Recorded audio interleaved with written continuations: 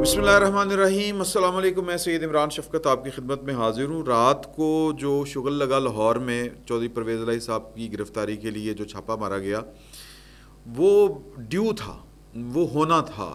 और वो क्यों होना था, ये अब इसके पीछे एक लंबी चौड़ी कहानी है। ये सबको पता था कि अब इसके पीछे ना साजिशी मफरूज़े हैं, लोगों की क्या सराइयाँ हैं कि ये क्यों हो रहा है या ये क्यों किया जा रहा है। कुछ नेगेटिव बात कर रहे हैं, कुछ पॉजिटिव कर रहे हैं, और कुछ जो हैं वो इंसानी बुनियादों के ऊपर अखलाकियात के जितने भी तकाज़े हैं, और ख़ुसूसन ये अखलाकियात के सारे तकाज़े इस वक्त जिनको याद आ रहे हैं, ये उनको याद नहीं आते थे जब परवेज़ इलाही साहब या उनके जो कह लें कि इमरान खान साहब के दौर में इस तरह की चीरा दस्तियाँ बहुत से लोगों के साथ हुई। और इसी तरह के मनाज़र जो हैं वो बहुत से लोग देख चुके हैं, उनकी याददाश्त में ताज़े हैं। ये तब भी गलत थे, एक बात ज़हन में रखिएगा, ये आज भी गलत है। मिसाल के तौर के ऊपर मरीम नवाज़ के जो होटल का एक कमरा था, उसका दरवाज़ा तोड़ के उसके अंदर जाना, दाखिल होना गलत था। जिस तरह के चौधरी तनवीर के घर के ऊपर हमला करना और दरवाज़े तोड़ के अंदर दाखिल होना पिंडी में गलत था। जिस तरह रात गए फरियाल तालपुर को गिरफ़्तार करना और ईद से पहले गिरफ़्तार करना एक इंतकामी कार्रवाई थी, गलत थी। इसी तरह ये भी गलत है। तो टिट फॉर टैट है, नहीं होना चाहिए। लेकिन सवाल ये पैदा होता है कि ये क्यों किया गया। तो इसके पीछे ना जवाब और जो कारस्तानियाँ हैं वो बड़ी तवील दास्तां हैं। चौधरी परवेज़ इलाही साहब ने शायद पाकिस्तान की हिस्ट्री में, जब से उनके बुज़ुर्ग पाकिस्तान के अंदर सियासत कर रहे हैं, ये पहला मौका है कि उनकी रीडिंग गलत हुई, उनकी असेसमेंट जो थी वो गलत हुई। वो जनरल फैज़ हमीद साहब और जनरल बाजवा साहब के कहने के ऊपर सब कुछ कर रहे थे। इमरान खान साहब को जब तो उनके ख़िलाफ़ था ना जी, क्या उसको कहते हैं, तहरीक अदम एतमाद जब पेश होनी थी, और ये पाकिस्तान मुस्लिम लीग नून के साथ या PDM के साथ जाके मिल गए थे, दुआ हो चुकी थी, उनकी तरफ से वज़ीर आला भी नामज़द कर दिए गए थे। अब सिर्फ जाके उनको ज्वाइन करना था या ऐलान करना बाकी था। और ये इनको एक टेलीफोन कॉल आई, और वो टेलीफोन कॉल जो थी जनरल बाजवा साहब की थी। लोगों का बड़ा ख्याल था कि जी कि जनरल फैज़ साहब ने की थी। अब चीज़ें ये समझ में आती हैं कि किसी ना किसी लेवल के ऊपर जनरल फैज़ और जनरल बाजवा साहब जो थे वो इकट्ठे ही चल रहे थे। मिसाल के तौर के ऊपर जब ट्रांसफ़र के बावजूद और इमरान खान साहब के साथ फड्डा पड़ने के बावजूद इमरान खान साहब के साथ जो मुलाकातें हो रही थी, उनके पीछे जनरल फैज़ साहब जो थे वो बारगेनिंग या मतलब कह लें कि पैगाम रसानी या उसको क्या कहेंगे जी, जिसको कहते हैं, बारगेनिंग नहीं कहना चाहिए, बारगेनिंग की बजाय सहूलतकारी, ये जनरल फैज़ साहब कर रहे थे। और जनरल फैज़ साहब के कहने के ऊपर जनरल बाजवा साहब मुलाकातें कर रहे थे। ये हम नहीं कह रहे, जनरल बाजवा साहब कह रहे हैं। तो असल मामला ये था कि पाकिस्तान की फ़ौज बहैसियत इदारा, उसके साथ जनरल बाजवा साहब ने खेलना चाहा अपनी एक्सटेंशन के लिए, और अपनी आप भी एक्सटेंशन ला, फैज़ को भी एक्सटेंशन मिल जाएगी, मैं उसको तो आप ही देनी है ना, वो चल जाएगा काम। लेकिन इमरान खान साहब जो थे उनके डिज़ाइंस कुछ और थे, वो कुछ और तरह से चीज़ों को ले रहे थे। पाकिस्तान की फ़ौज के अंदर एंजाइटी कुछ और तरह की थी।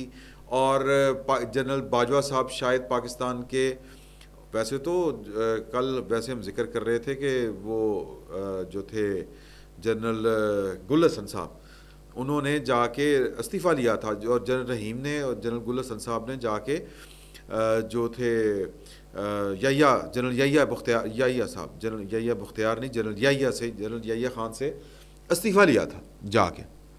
तो लेकिन उसके बाद जो चीज़ें हैं वो है कि जनरल बाजवा साहब के सामने जनरल ज़की मंज जो थे वो खड़े हुए थे, इस तरह के और भी कई लोग थे वो खड़े हुए थे, और उनको कहा था कि सर आप जो हमारे साथ पाकिस्तान की फ़ौज के साथ कर गए हैं, अब मज़ीद ये नहीं चल सकता, ना करें, इस तरह ना करें। तो जनरल साहब को एक एक्सटेंशन याफ्ता या तोसी ले चुके थे, दूसरी तोसी के वो मुतमन्नी थे, और आगे से जर्नैल खड़े थे। तो लिहाजा उनको पाकिस्तान की फ़ौज जो है बहैसियत इदारा उनको हैंडल करना ज़रा मुश्किल हो गया हुआ था, वो उनके साथ भी खेल रहे थे। तो कहने का मकसद ये है कि जनरल बाजवा साहब ने वो गंद किया है पाकिस्तान की पावर पॉलिटिक्स में कि वो एक ही वक्त में इमरान खान साहब को भी खिला रहे थे, PDM को भी खिला रहे थे, पाकिस्तान पीपल्स पार्टी को भी खिला रहे थे। पाकिस्तान पीपल्स पार्टी के चेयरमैन ने तंग आके बिलावल भुट्टो जरदारी ने फिर वो मुँह मारी होगी कि जी कर ला, दूसरी जो करना है आपने जाके कर लें, लगानी मार्शल लाओ। वो आप याद करें कि बिलावल भुट्टो जरदारी ने ये बात पब्लिकली कही थी कि हमें मार्शल की धमकी दी गई थी। हम सादा लोग ये समझते रहे कि मार्शल की धमकी शायद इमरान खान साहब की तरफ से आई होगी कि अगर मेरी बात ना मानेगी तो फिर फौज आ जाएगी, मार्शल लग जाएगा।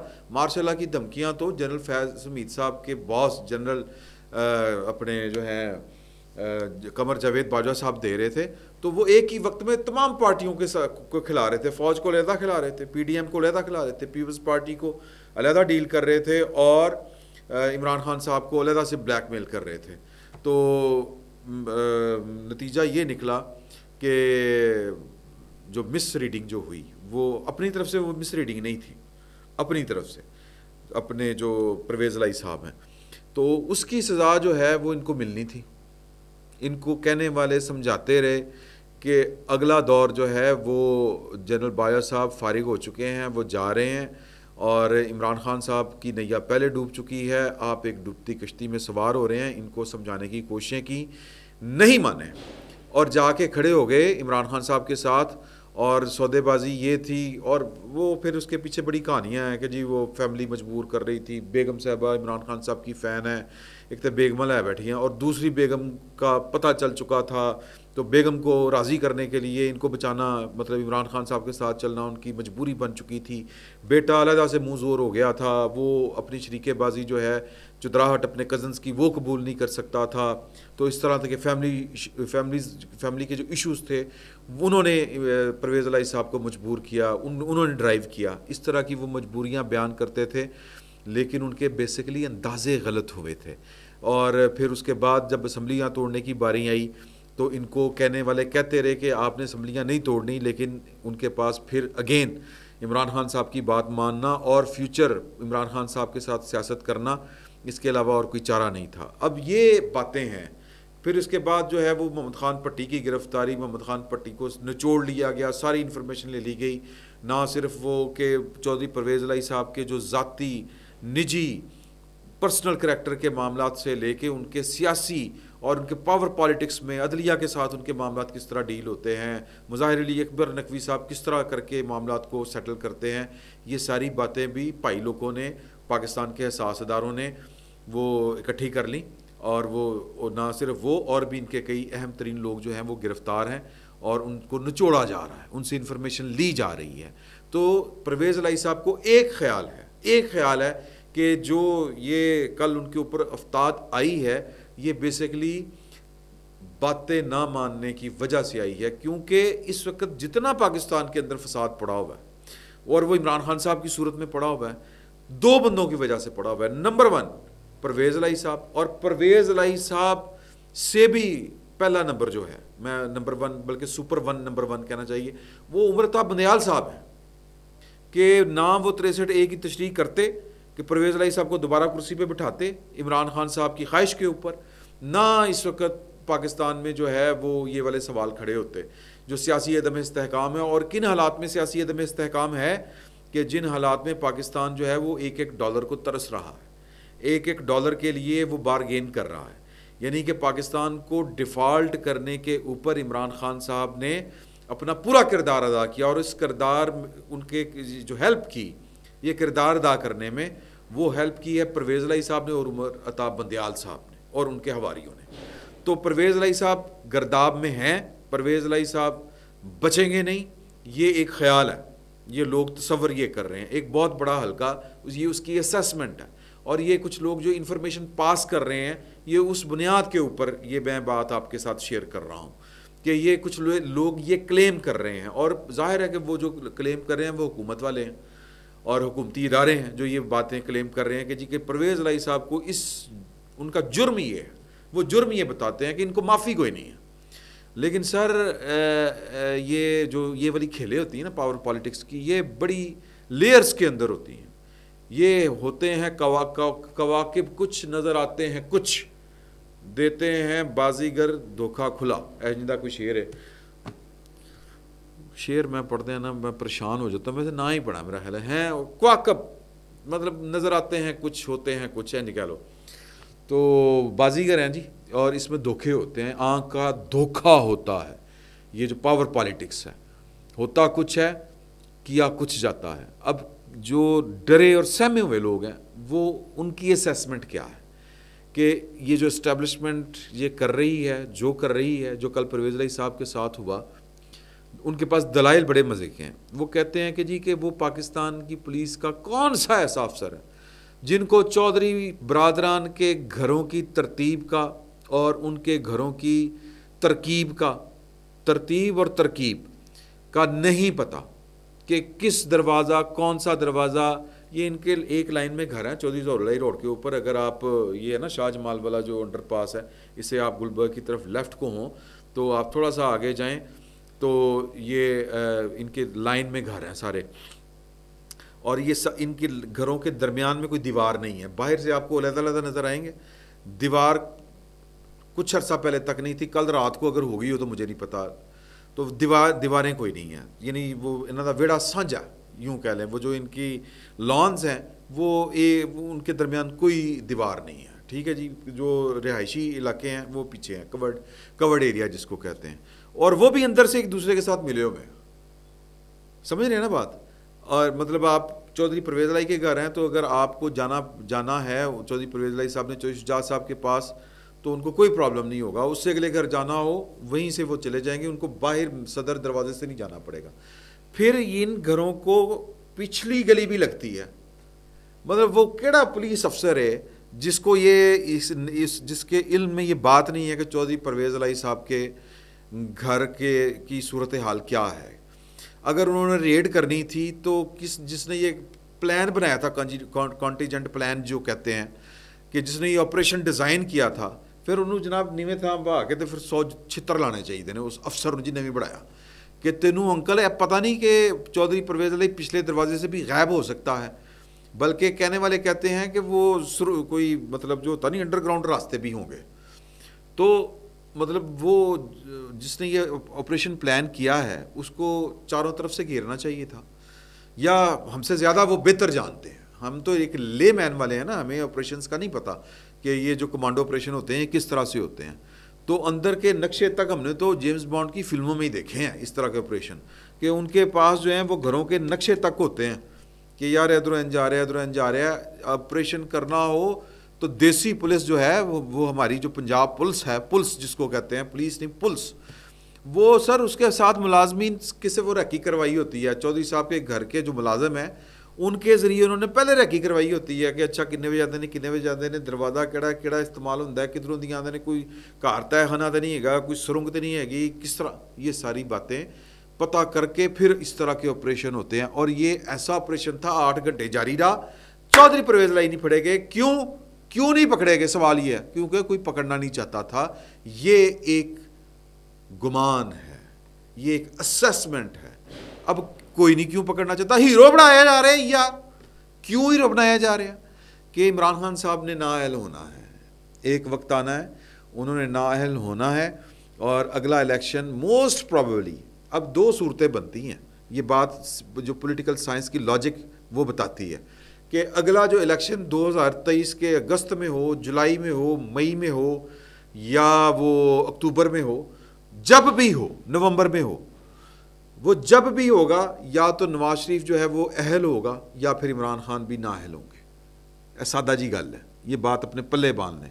इसको कहते हैं, वो क्या कहते हैं, तराजू के पलड़े बराबर, इवन प्लेइंग फील्ड दोनों को एक जैसा मिलेगा। तराजू के पलड़े बराबर होंगे, या तो नवाज शरीफ साहब अगले इंतखाबात में अहल होंगे या फिर इमरान खान साहब भी नाअहल होंगे। और अगर इमरान खान साहब नाअहल होते हैं, जो कि ज़्यादा चांस है कि वो नाअहल होते हैं, तो वैसे इंसाफ तो ये बनता है टेक्निकली मेरे ख़्याल में कि इस दफ़ा नवाज शरीफ अहल हो और इमरान खान साहब नाअहल हो, क्योंकि पिछला इलेक्शन इसी तरह करवाया गया था 2018 वाला, कि वो और गिरफ़्तार भी थे। नवाज शरीफ साहब अपनी बेटी समेत गिरफ़्तार भी थे। इंसाफ का तकाजा तो ये है, इवन प्लेइंग फील्ड इसको कहते हैं।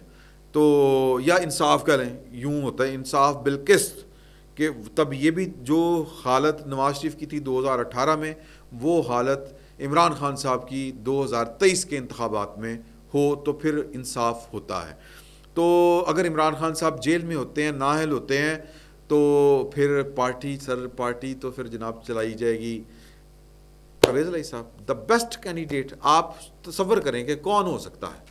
इधर इमरान खान साहब की आंख से नहीं देखना, आपने भाई लोगों की आंख से देखना है, पाकिस्तान की पावर पॉलिटिक्स के सबसे बड़े खिलाड़ी से देखना की आंख से देखना कि चैम्पियन कौन होएगा सर। मतलब चैम्पियन से मुराद ये है कि फेवरेट कौन होगा, जिसको कहते हैं ना विनिंग हार्स, यानी या फेवरेट हॉट केक जो है वो पाकिस्तान की इस्टेब्लिशमेंट का कौन होगा। कि एक पार्टी भी चाहिए, क्या खूबसूरत सौदा है कि पार्टी बनी बनाई इमरान खान साहब वाली, और इमरान खान साहब थोड़ी देर बाद जो इमरान खान साहब की अकल उकल ठिकाने आ जाएगी और वो मामला ठीक हो जाएंगे तो आ जाएंगे बाहर, पार्टी भी उनकी है, सारा कुछ उनका है, चल जाएगा काम, ओके वेरी गुड। नहीं तो फिर इमरान खान साहब बाहर, चौधरी साहब अंदर, और चौधरी साहब पार्टी तो ये तो वो चलाएंगे और इतनी बड़ी पार्टी सारी की सारी जो बनाई थी अपने हाथों से, तो उस पार्टी को बर्बाद थोड़ी करना है। तो ये जनाब ये वाली बातें इस वक्त जारी हैं कि दो मैंने आपको बता दी। एक इंफॉर्मेशन की बुनियाद के ऊपर कि जी कि परवेज़ इलाही साहब के ऊपर गुस्सा इतना क्यों है, ठीक है, उनकी दूसरी बीवी को नोटिस ते फलाना सारा कुछ, वो गुस्सा क्यों है वो मैंने आपको बता दिया इंफॉर्मेशन की बुनियाद के ऊपर कि उन्होंने पाकिस्तान की इस्टेब्लिशमेंट की बातें नहीं मानी, उन्होंने राइट टाइम के ऊपर गलत डिसीजन लिए। और वो कहते हैं कि उस वक्त की इस्टेब्लिशमेंट जो कह रही थी हम कर रहे थे। अंदाजे की गलती ये हुई कि उनको बाजवा साहब डूबते हुए इमरान खान साहब समेत नज़र नहीं आ रहे थे। वो सियासतदान का तो विजन होता है ना। और फिर चौधरी परवेज़ इलाही साहब के तो जनाब सदियाँ बीती हैं उनकी इस्टेब्लिशमेंट के साथ यारियाँ निभाते हुए, तो वो अंदाजे की गलती करके उनको लग रहा था कि जनाब के बाजवा साहब भी नहीं किते जा रहे थे, फैज़ मीर साहब भी नहीं किते जा रहे, ये पागल है बेवकूफ़ जे सारे, Nawaz Sharif and company, Zardari and company, तो मौजां लगियां रहनियां साड़ियां, वापस खान साहब नहीं आना है, इंज करके आना है। तो सियासत में कोई पता नहीं होता, हो सकता है कि यही कुछ हो सकता है। मतलब आप बस जो कहते हैं क्या हो सकता है, इससे ये भी हो सकता है कि हो, सियासत में कोई चीज़ हतमी तो नहीं होती, लेकिन फिल वक्त लग नहीं रहा कि इस तरह हो सकता है। तो परवेज़ इलाही साहब ने एक गलत फ़ैसला किया और फिर बार बार किया। उनको कहा कि पीडीएम के साथ जाना है, खां कुल चले गए। उनको कहा कि खां को यूं करके उसकी बात नहीं मानी, असम्बलियाँ नहीं तोड़नियाँ, असम्बलियाँ तोड़ दियाँ। तो फिर जनाब उन भुगतो, ये इन्फॉर्मेशन है और इस इन्फॉर्मेशन को एनालाइज अगर किया जाए कि 8 घंटे ऑपरेशन रहा है तो बंदा नहीं फड़िया गया, कमाल है। किन्ने के जनाब पेट्रोल बम चल गए तो क्या हो गया, पिछले गेट तो नहीं वो फरार हो गया, सुभान अल्लाह। तो मतलब है कि कोई पकड़ना नहीं चाह रहा था। मतलब ये है कि परवेज़ इलाही साहब को भगत सिंह बढ़ा के पेश किया जा रहा है। समझ रहे हैं ना आप। इस पर बात ख़त्म करते हैं, फिर वक्त इतना ही, बहुत बहुत शुक्रिया।